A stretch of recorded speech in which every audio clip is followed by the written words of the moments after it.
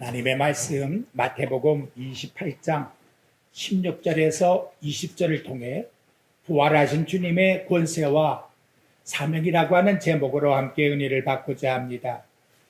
사랑하는 성도 여러분, 오늘 본문은 예수 그리스도께서 부활하신 후 제자들에게 마지막으로 주실 말씀으로 흔히 이 말씀을 지상 명령이라고 부릅니다. 그러나 이 말씀은 단순히 교회가 세상에 나가 전도해야 된다고 하는 명령만을 의미하지는 않습니다. 이 사건은 예수 그리스도께서 십자가에서 죽으시고 부활하심으로 구원의 모든 일을 완성하신다. 그 복음이 모든 민족에게 선포되어져야 된다라고 하는 선언을 하고 계시는 사건입니다. 예수님께서는 제자들에게 말씀하십니다.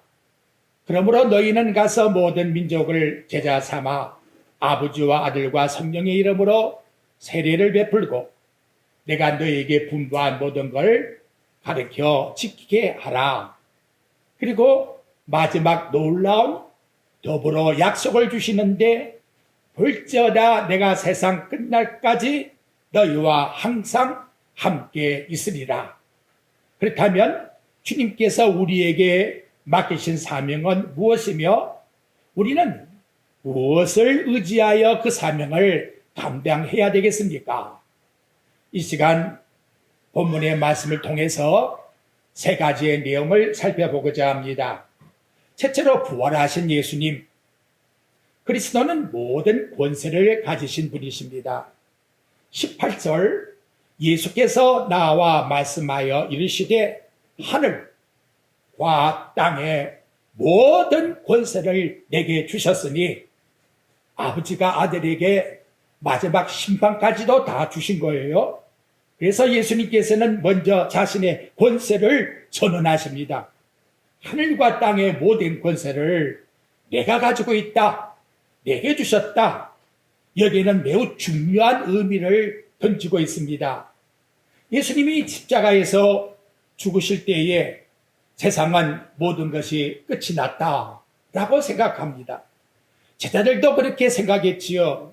예수님을 따르던 사람들은 두려워했고 그래서 제자들은 각각 다 흩어졌습니다. 그러나 하나님께서 십자가에 죽으신 예수 그리스도를 죽은 자 가운데 다시 살리사 로마서 1장 4절에 보면 하나님의 아들이라는 것을 온 세상에 선포하셨다. 그리고 부활하신 주님께서 하늘과 땅의 모든 권세를 가지셨다라고 선언합니다. 그러므로 복음 전파의 출발점은 어디 있느냐? 우리 자신, 우리에게 있는 것이 전혀 아니라는 걸 교회의 숫자에 있는 것도 아니요.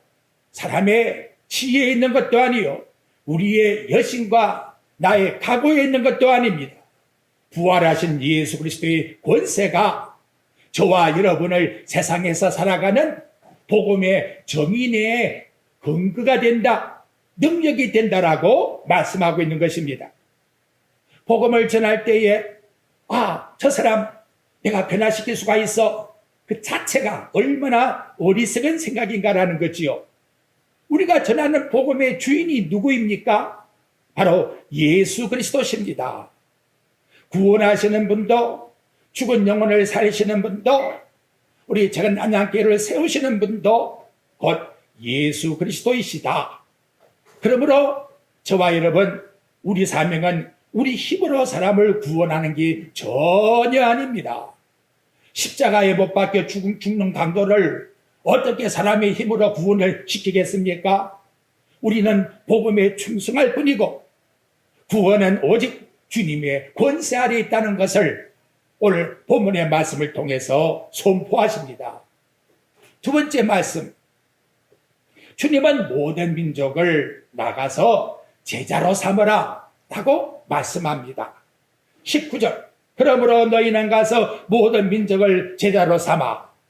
첫째 중요한 것은 모든 민족이라고 말씀합니다.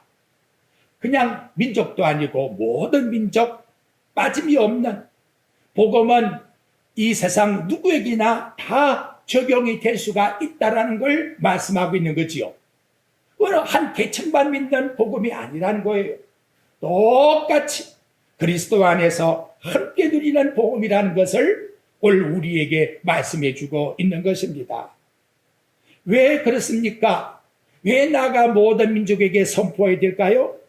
예수 그리스도께서 모든 권세를 가지고 계시는 주인이기 때문에, 주인이기 때문에 그렇다는 거지요. 그리스도의 통치는 어느 한 부분만 통치함이 아닙니다. 세상 끝날까지 너희와 항상 함께 있으리라. 우리에게는 보이지 않지만 얼마나 많은 하나님의 교회의 성도들이 있습니까? 우리 주님은 다 똑같이 함께 계신다는 걸 우리에게 인정하셔야 돼요. 그것이 바로 교회 앞에서 하나님께 대한 겸손이 나올 수가 있는 근거가 된다라고 우리에게 말씀해 주고 있는 것입니다. 그러므로 그리스도의 통치는 제한을 받지 않습니다. 모든 민족에게 선포되어질 누구도 방해할 수 없는 하나님의 권능의 주권이라는 것을 일러주고 있는 것입니다. 가서 복음을 전해라고 한 말씀만 하지 않고 그 다음 연결이 뭐냐? 모든 민족에게 제자를 삼아라고 말씀하고 있습니다. 제자란 단어가 그 다음 단계로 넘어가게 되면 예수님은 사도행전 1장 8절에 승천하기 직전에 나의 정인이 되어다오. 제자라는 것을 당신의 정인이라고 말씀합니다. 그리고 신약 뒤로 넘어가게 되면 사도 바울은 제자라고 하는 명칭은 그 말씀을 기록해 나가면서 모두 성도라고 고쳐나가고 있습니다. 그러니까 예수님이 제자를 삼으라는 것은 곧 예수님을 드러내는 정인이 되라는 것이고 그것이 곧 누구냐? 예수를 믿는 성도라고 우리에게 일러주고 있는 거예요. 성도가 특별하게 무슨 제자가 되는 게 아니란 말이에요. 그렇다가는 부작용이 생겨가지고는 제자교회가 깨어진 거예요. 그렇게 제자를 삼으려고 하는데 왜 깨어지나 이 말이죠. 진정한 성도가 곧 제자라는 것을 저와 여러분이 기억하시면서 단순히 지식을 가진 자가 되는 것이 아니라 바로 우리 주님을 믿고 그분을 따르는 자라는 것을 일러줍니다. 그러므로 교회의 사명은 사람을 교회에 나오게 하는 것으로 끝나는 것이 아니고 예수 그리스도를 믿고 그분의 제자라고 하는 도를 섬겨 나아가는 것이 진정한 하나님의 자녀의 모습이라는 거지요. 세례받고 예배에 참석하면 1등 교인으로 생각하면 안 돼요. 우리 삶 자체가 그리스도를 본받고 나아가는 그분의 통치를 받는 삶으로 살아가는 그 위험이 있어 나가야 돼요. 나 세례받았으니 예배당 나왔으니 마침표를 치면 안 된단 말이에요. 그 다음에 이어서 그리스도의 정인, 어디를 가든지 그리스도를 드러내는 그리스도의 통치를 나타내는 자가 곧 우리에게 요구하는 그리스도의 제자라고 말씀하고 있습니다. 그래서 20절에 가보게 되면 내가 너에게 분부한 것을 가르쳐야 돼요. 말씀을 모르는데 그 다음 그걸 지켜야 된다는 거지요. 가르침과 지킴이 같이 연결되어 나가야 된다는 거예요. 가르침에 끝나면 안 돼요. 설교 말씀 들음으로 끝나면 안 됩니다. 그 들음을 말씀을 받음을 이제는 나아가서 행하라고 우리에게 일러주고 있는 겁니다. 교회는 하나님 말씀을 가르쳐야 합니다. 그러나 말씀을 아는 것으로 끝나면 안 됩니다. 그 말씀을 따라 지켜 행하라고 우리에게 일러주고 있습니다. 사랑하는 성도 여러분, 우리의 신앙을 머리에 지식에만 끝나면 결코 안 된다는 거지요. 예수님이 누군지를 아는 것과 그리고 예수를 믿고 따르는 것은 다르다는 거예요. 아는 자는 많은데 예수님 때에 율법의 학박사가 얼마나 많았습니까? 그러나 예수를 믿는 것은 오히려 예수님을 죽이려고 했다는 거지요. 전혀 다르다는 거예요. 왜? 바로 예수님이 일러주는 다른 뜻을 알지 못했기 때문에 결과가 있다는 거지요. 십자가를 아는 것과 십자가의 은혜를 붙잡는 것은 또 다르다는 거예요. 부활을 아는 것과 부활의 주님을 따라가는 것은 전혀 다르다는 거예요. 엠마로 들어간 두 제자가 부활하신 것을 알았어요. 그럼에도 불구하고 엠마로 내려갈 줄이야. 전혀 다르다는 거예요. 그러므로 교회는 사람에게 그리스도를 바르게 가르치고 그리스도를 따라 살아가도록 제자의 도, 그거를 세워 나가야 된다는 걸 일러주고 있는 겁니다. 세 번째 말씀.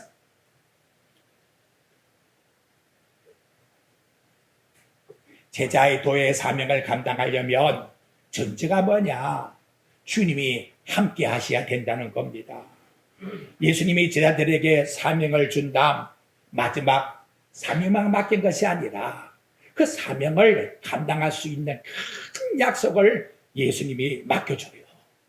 20절 보십시오. 우리가 예수를 믿는 것만이 아니에요. 그 예수를 믿는 능력을 드러낼 수 있게끔 주신 약속이 뭐냐? 여러분, 우리 20절 말씀의 내용, 내가 너희에게 분부한 모든 걸 가르쳐 지키게 할지어다. 그 다음 같이 읽어봅시다. 시작. 볼지어다 내가 세상 끝날까지 너희와 항상 함께 있으리라 하시니라. 항상이라는 말에는 쉼표가 없는 거예요. 마침표가 없는 거예요. 항상이라는 것은 영원이에요. 영원히 내가 너와 함께 하리라. 고린도에 있는 말씀과 같이 예수 그리스도의 영과 우리가 하나가 된 몸, 이것이 바로 우리에게 가진 능력이라고 오늘 말씀을 통해서 우리에게 약속으로 일러주고 있는 것입니다. 예수님이 제자들에게 매우 큰 사명을 맡깁니다. 모든 민족 나아가서 제자로 삼어라. 제자들에게는 감당하기 어려운 사명이지요. 그들은 세상의 권력자도 아니고 많은 재산을 가지고 있는 자도 아니고 타고난 학문을 가진 사람도 아니에요. 그리고 믿음이 온전히 있는가 하면 그렇지도 못해요. 왜냐하면 그 당시의 상태를 보십시오. 17절에 나오잖아요. 성경은 이것이 바로 성경의 진가예요. 예수를 배웠고 겸비하나, 그 다음 뭐랬죠? 아직도 뭐하는 자가 있다? 의심하는 사람들이 있으니, 완전하다고 생각하는 그 자체가 얼마나 하나님 앞에 경솔하지 못한 생각입니까? 아직도 의심하는 자가 있으니 그럼에도 불구하고 나아가 세상에 나의 증인이 되어다오, 이렇게 말씀하고 계신다는 것이지요. 그러니까 내가 의심하고 있다는 그 정도 가지고는 하나님 앞에서 우리가 행할 사명이 없어지는 게 아니라는 거지요. 예수님이 함께 하시면 정말 중요한 사실이 여기서 등장하잖아요.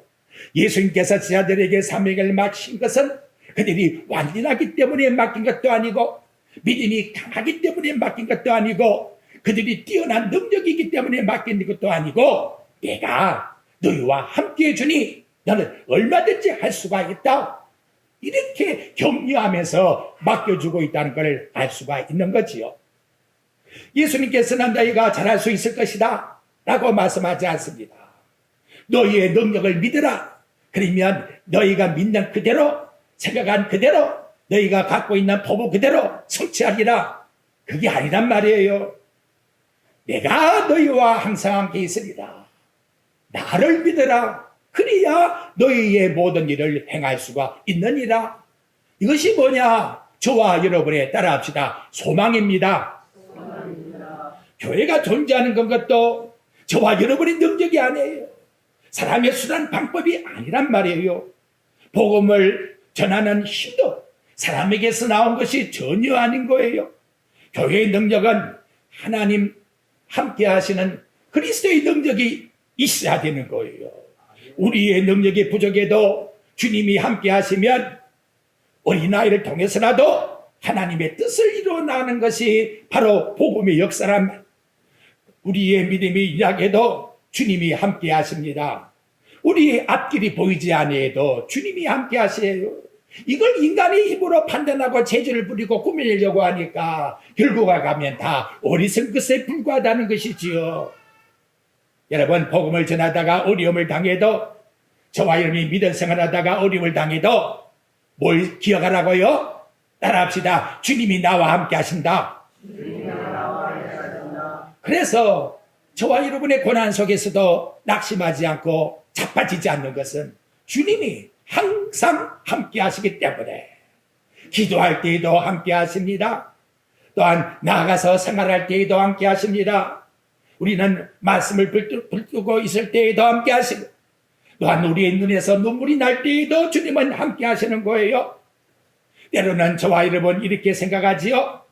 내가 믿음이 더 강해지면 주님이 나를 사용할 것이라고?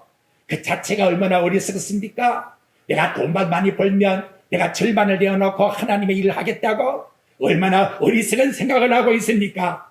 내가 능력이 많으니까 나는 남보다 얼마든지 할 수 있다고? 얼마나 부끄러운 생각을 하고 있나 이 말이지요.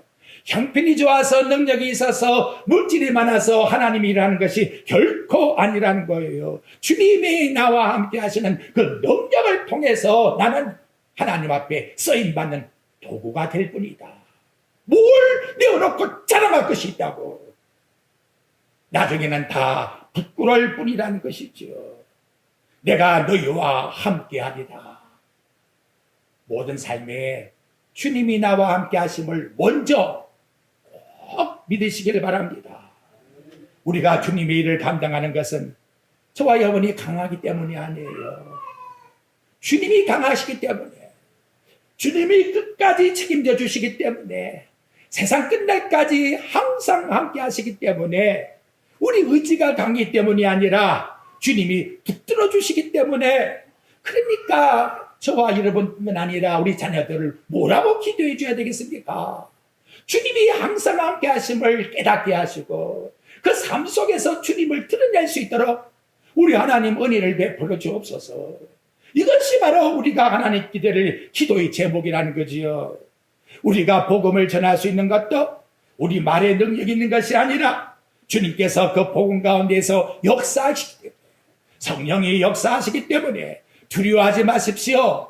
뭐 때문에? 주님이 나와 함께 하시기 때문에. 앞이 보이지 않아도, 사람이 알아주지 않아도, 우리의 수고가 당장 열매가 없다고 할지라도 결코 기죽을 필요가 없어요. 주님이 나와 함께 하시기 때문에. 거꾸로 말하면 주님이 나와 함께 하시기 때문에 세상에 지금 존재하고 있다는 거예요. 나 하나 때문에 세상에 존재하고 있다는 거예요. 얼마나 귀한 가치입니까? 이걸 우리는 절대로 무시하면 안 돼요. 우리가 나가야 넘어질 때에도 주님이 함께 하시기 때문에 일으켜 세워주시는 겁니다. 왜냐하면 주님의 약속, 신실하기 때문에, 절대로 거짓말하지 않기 때문에, 주님이 하신 그 말씀은 세상에 1.1익이라도 변하지 않기 때문에 저와 여러분은 확실히 믿을 수 있는 거예요. 나같이 부족한 지혜인이 어떻게 천국 가? 주님이 말씀하잖아요. 누구든지 예수를 믿으면 구원을 받으리라. 그 능력 때문에 가는 것이지, 우리 인간의 어떤 힘이나 공로나 재주를 가는 것은 결코 아니라는 걸 우리에게 보여주고 있는 겁니다. 그러니 두려워하지 말고 복음을 전하면 돼요. 내 자신 인약하기 때문에 스스로 자포자기하지 말아요. 얼마든지 주님이 함께 하시면 능력을 통해서 사명을 감당할 수 있는 거예요. 우리에게 필요한 것은 완전한 능력이 아니에요. 죽으시고 부활하신 그분을 믿는 믿음. 그래서 믿음이 세상을 이기는 거예요. 우리에게 필요한 것은 모든 것을 할 수 있다고 하는 자신감이 아니에요. 모든 것을 주신 주님이 나와 함께 하시기 때문이라는 거지요. 복음을 전할 때에도, 병들었을 때에도, 외로울 때에도, 힘들 때에도, 고통을 당할 때에도 우리에게 진정한 위로는 누가? 주님이 누구를? 나를 어떻게 하신다? 항상 함께 하신다. 아, 너무나 좋은 말씀입니다. 이 말씀만 가지고 있으면 누가 자빠질 사람이 있겠어요? 하나님이, 천지를 창조하신 하나님이 우리와 함께 하시는데, 그러므로 우리 시선은 나와 함께 하시는 주님께 돌리십시오. 부족함을 바라보지 말고 함께 하시는 주님을 바라보십시오. 환경을 바라보지 말고 모든 권세를 지배하는 주님을 바라보십시오. 연약함을 바라보지 말고 연약을 붙들고 계시는 우리 주님의 약속을 붙들고 나아가십시오. 볼지어다 내가 세상 끝날까지 너희와 제자들은 죽어서도 제자와 같은 우리 모든 성도들은 세상 끝날까지 함께 하신다는 것을 우리에게 주십니다. 이것이 우리가 사명을 감당할 수 있는 이유라고, 원인이라고, 능력이라고 말씀합니다. 다음, 이 사명 중심에는 누가 함께 하시느냐? 곧 예수님만이 아니고 삼위일체 하나님이 함께 하신다는 거예요. 19절 말씀을 보십시오. 아버지와 아들과 성령의 이름으로 세례를 베풀고, 예수님께서는 제 아들에게 세례를 베풀 때 아버지와 아들과 성령의 이름으로 하라 라고 말씀하고 계십니다. 매우 중요한 사실을 발견하게 되지요. 교회 사명과 복음 전파의 중심에는 사람에게 있는 것이 아니라 삼위일체 하나님이 함께 하신다는 걸 말씀합니다. 목사가 평교인이 나와서 세례를 받을 때에 사용하는 말씀만이 아니에요. 저와 여러분이 나아가 예수를 증거하는 증인의 사명 속에 삼위일체 하나님이 함께 하신다고 하는 내용을 우리들에게 일러주는 내용이에요. 복음을 선포하는 것이 인간이 만들어낸 계획이 아니야. 네가 나가서 하고 싶으면 하고, 하기 싫으면 하고 싶지 않으면 안 하고, 이런 뜻이 아니야. 하나님이 시작하셨고 하나님이 이루셔 나가는 구원의 역사 가운데서 저와 여러분을 사용하실 분이야 라고 말씀하고 계시는 거예요. 성부 하나님이 창세전에 자기 백성의 구원의 뜻을 정하셨어요. 성자 예수님께서 때가 되면 이 땅에 오셔서 우리의 죄를 담당해 주셨어요. 십자가에 죽으실 뿐 아니라 구원하시고 3일 만에 부활하심으로 모든 구속 역사를 다 이루었다. 구원이 다 끝난 거예요. 성령께서 우리 마음속에 임재하셔서 예수를 믿게 하시고 하나님 백성으로 삼아주셨어요. 우리는 천국 백성이 모인 거예요. 앞으로 천국 백성이 될 것이라고 하네요. 이미 창세전에 하나님의 계획 속에서 다 성취해서 만들어 놓으셨다 이 말이에요. 우리가 할 것은 뭐냐? 구원해 주신 그 삼위일체 하나님 앞에 찬양하고 감사하고 봉사하며 영광을 돌릴 뿐이라는 것이지요. 뭘 더 우리가 드러낼 게 있나 이 말이에요. 우리는 아무것도 드러낼 것이 없는 거예요. 그러므로 하나님이 우리에게 주신 이 기독교의 구원은 인간이 만들어낸 종교가 절대로 아니라는 거예요. 인간의 노력에서 얻어진 것도 아닙니다. 구원은 삼위일체 하나님의 주권적 은혜요. 창세전에 이미 다 정해놓은 거예요. 그 정하신 하나님의 구원의 뜻이 각각 시대마다 적용되어서 우리에게 이 많은 사람 가운데 똑똑하고 잘나고 부자가 얼마나 많은데 이런 가운데서 나와 여러분 보잘것없는 우리를 불러내어 하나님 자녀로 삼아주었으니 얼마나 감사한 하나님의 말씀에 구원의 역사이냐 이 말이지요. 복음을 전한 일에도 사람이 자랑할 수가 없는 겁니다. 복음을 전했다고 해서 우리가 구원을 하는 것이 아닌 거예요. 우리가 설교한다고 해서 우리 성도들의 마음을 변화시키는 게 아니에요.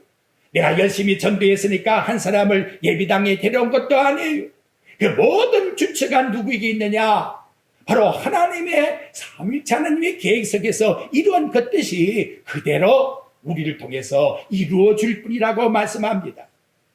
사도 바울은 이 말씀을 고린도전서 3장 6절에서 말씀합니다. 나는 심었고 아볼로는 물 주었고 오직 자라게 하시는 오직 하나님께서 자라나게 하신다니라.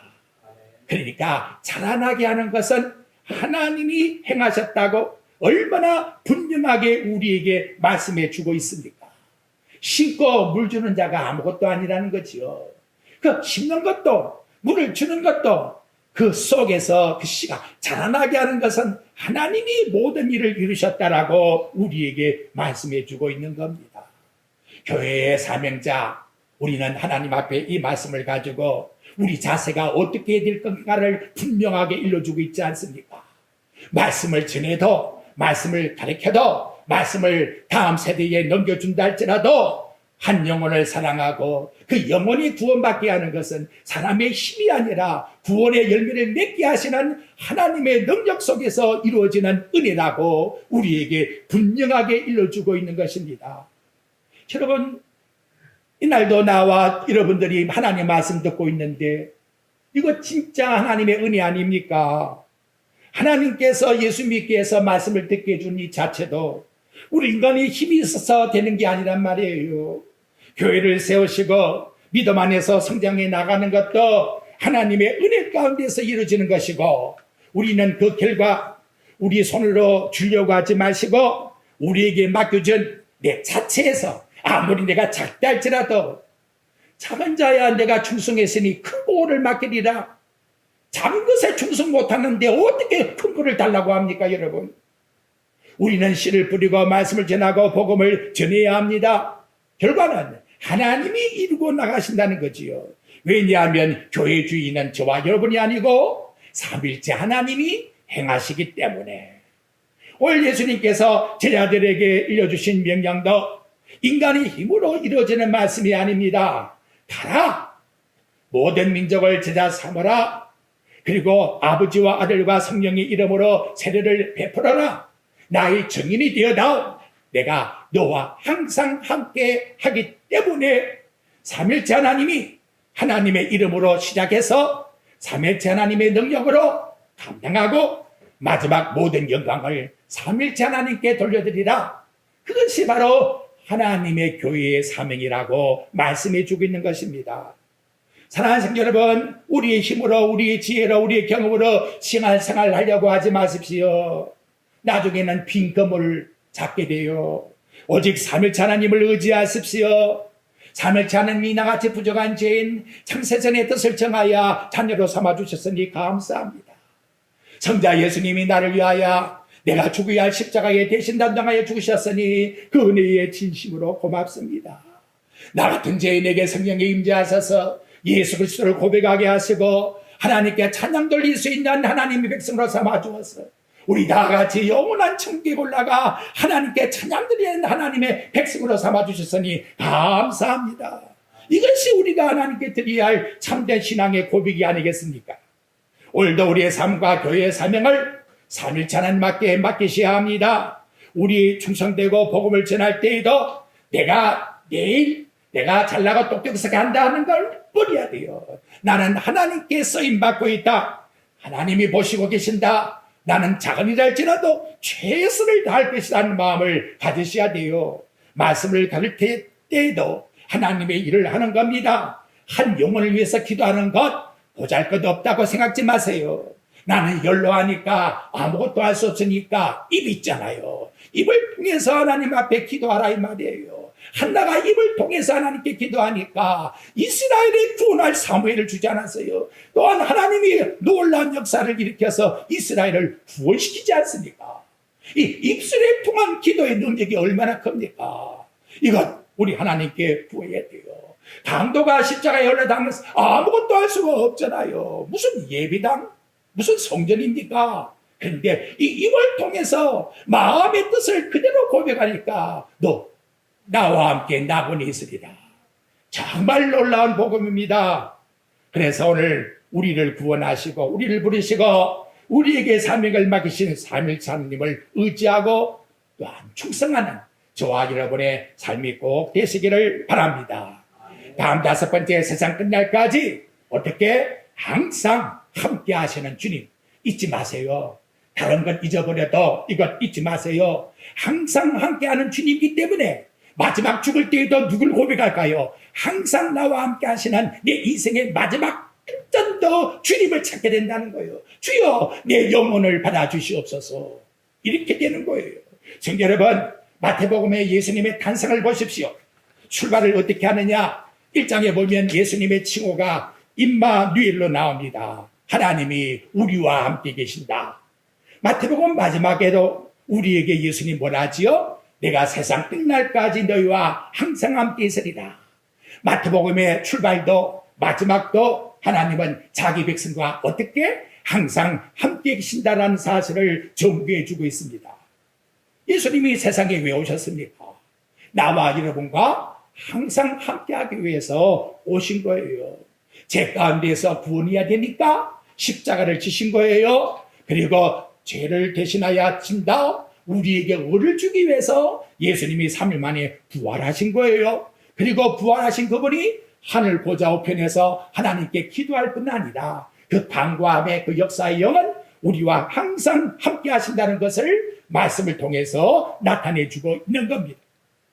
그러므로 성도 여러분, 우리 신앙은 주님이 나와 함께 하신다는 의심하지 않는 신앙뿐만 아니라 보이지 않는 우리 주님이 나와 옆에 계시는구나, 마음을 추정하고 계시는구나, 임재를 느끼는 것, 이것 정말로 우리에게 중요합니다. 바울은 호람데오라지요. 하나님 앞에서 하나님의 임재가 늘 나와 함께 있다는 것을 바울은 잊지 않았다고 우리에게 말씀해 주고 있는 것입니다. 우리 인간은 여러분 감정의 존재예요. 육체를 가지고 있기 때문에 내 기분 따라서 약해질 수도 있고 강해질 수도 있고, 어떤 때는 믿음이 쑥 올라간 것 같고, 어떤 때는 처져가지고 내가 이렇게 해서 천국 갈까? 그거 믿지 말라 이 말이에요. 아담의 핏줄로 나온 우리 인간의 감정이 아무리 고상한 지식과 철학을 낸다 한들 그게 무슨 지식이 되고 진리가 되겠나 이 말이에요. 진리의 기준점은 이 말씀 속에 있는 거예요. 가라, 내가 너와 함께하리라. 복음을 전해라. 나가서 그리스도 안에서 생활해라. 너 혼자 하는 것이 아니야. 내가 너와 함께 주마. 그러니까 우리 모든 사업장에서나 길을 갈 때나 무슨 일 행하든지 운전을 할 때에도 누가 주님이 나와 함께 하신다고 하는 이 임재의식을 가지고 살아가면 얼마나 평안하게 기쁨과 감사함에 입술에서 뭐가 나온다? 찬송이 나오겠습니까? 성도 여러분, 단순히 열심히 전도해라 이거로 끝난 게 아닙니다. 십자가에 죽으시고 부활하신 예수님이 하늘과 땅의 모든 권세를 가지시고 우리에게 모든 민족의 제자로 삼아서 내가 세상 끝날까지 너희와 함께 주겠다 라고 우리에게 약속하고 있는 겁니다. 그러므로 우리 시선을 우리 인하게 두지 마십시오. 우리의 능력을 바라보지 마십시오. 세상의 형편을 따라가면 안 돼요. 부활하신 예수 그리스도만 바라보시기 바랍니다. 우리에게 사명을 주신 분도 주님이시고 사명을 감당하는 능력을 주신 분도 주님이시고 마지막 내 생명이 끝나는 그 순간에 나를 붙들어 주시는 분도 주님이시라는 것을 절대로 잊지 마십시오. 저와 여러분에게 맡긴 것은 예수님의 증인이 되라, 제자가 되라고 말씀합니다. 우리 삶을 통해서 나가서 우리의 말도 행동도 사업도 하는 모든 직장생활도 예수 그리스도를 드러낼 수 있는 저와 여러분의 삶이 꼭 되셔야 됩니다. 성도 여러분, 우리가 세상을 살아가는 삶이 아무리 힘들어도 두려워하거나 낙심하지 않는 것은 그걸 누가 주었다? 누가 주었다? 주님이 주셨고 거기에 모른 체 하는 것이 아니라 주님이 함께 하시기 때문에 아이고 내가 너무 힘들어, 아이고 너무나 일할 게 많아, 아이고 너무 고통스러워. 근데 뭘 하나 못 느끼고 있다? 주님이 그 일을 주셔서 거기에 나타나고 있는 징조를 주님이 주고 있다는 걸 모르고 있다는 말이에요. 요셉이는 감옥에 갇혀도 창세기 39장에 보니까 주의 영이 함께함으로 함께한다는 것을 의식했다는 거예요. 그래서 여러분, 자기를 팔아먹은 형이 만나도 당신들이 한 것이 아니라 누가? 하나님께서 당신의 식구들을 구원하기 위해서 나를 먼저 보내신 분이라고. 이거 얼마나 하나님께 고생한 은혜요 지식입니까? 자, 마태복음 첫 절도 나가는 것이 1장의 말씀에도 임마누엘, 마지막에도 세상 끝날까지 너희와 함께 해주시겠다는 임마누엘. 그러므로 성도 여러분, 우리의 인생도 임마누엘 은혜 안에서 시작되고 임마누엘 은혜 안에서 완성될 겁니다. 오늘도 우리와 내일도 우리와 함께 하시는 주님을 꼭 바라보십시오. 볼지어다 세상 끝날까지 너희와 함께 있으리라. 이 약속, 오늘 아무것도 몰라도 좋아요. 누가? 나를 십자가에서 죽으시고 부활하게 하신 그 주님, 하늘 보좌 우편에서 하늘과 땅의 모든 권세를 가진 분이 누구와 나와 어떻게 항상 그다음 함께 있으리다. 이 이상 더 큰 복이 어디 있나 이 말이지요. 이 놀라운 복음에 하나님 우리에게 주신 이 축복의 능력을 굳게 믿고 나아가는 모든 생활 속에 그리스도 안에서 승리하는 저와 여러분 꼭 되시기를 주 예수 그리스도 이름으로 축복드립니다.